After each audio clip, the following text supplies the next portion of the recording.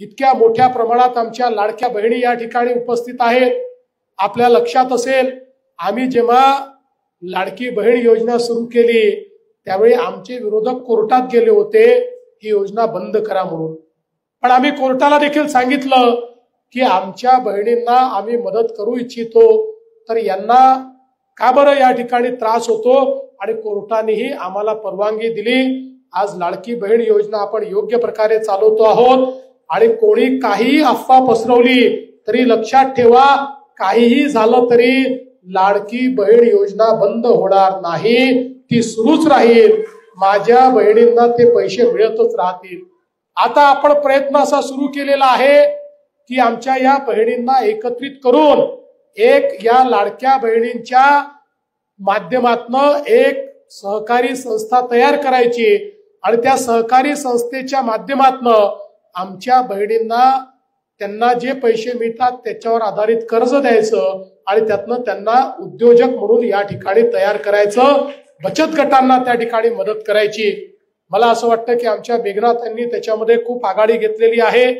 मेघनाताई फक्त परभणीत करू नका, तुम्ही हिंगोलीच्याही संपर्क मंत्री आहेत, त्यामुळे हिंगोलीमध्येही माझ्या या सगळ्या ज्या बहिणी बसलेल्या आहेत यांचंही मार्गदर्शन तुम्ही करा।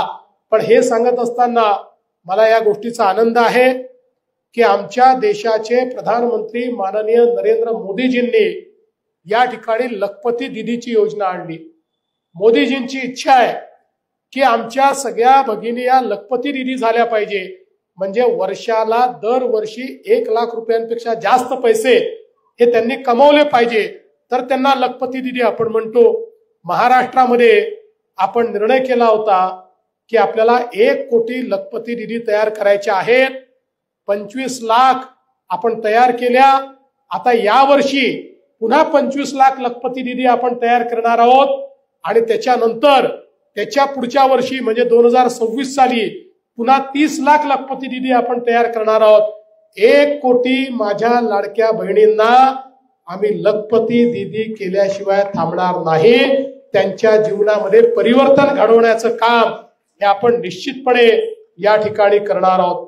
आज आपल्याला कल्पना आहे की अनेक आपल्या महिलांकरता वेगवेगळ्या प्रकारच्या योजना आपण या ठिकाणी आणल्या, आणि देशाचे प्रधानमंत्री माननीय मोदीजींचं मत पक्का आहे की विकसित भारत जर तयार करायचा असेल तर आपल्याला भारताची 50% लोकसंख्या म्हणजे आमच्या ज्या महिला आहेत त्या महिलांना जोपर्यंत आम्ही सक्षम करणार नाही तोपर्यंत विकसित भारताची निर्मिती आपण करू शकत नाही। आणि म्हणून महिला सक्षमीकरणाच्या ज्या योजना आम्ही सुरू केलेल्या आहेत त्या अधिक बलशाली कशा करता येतील हा प्रयत्न पुढच्या काळात आम्ही करणार आहोत।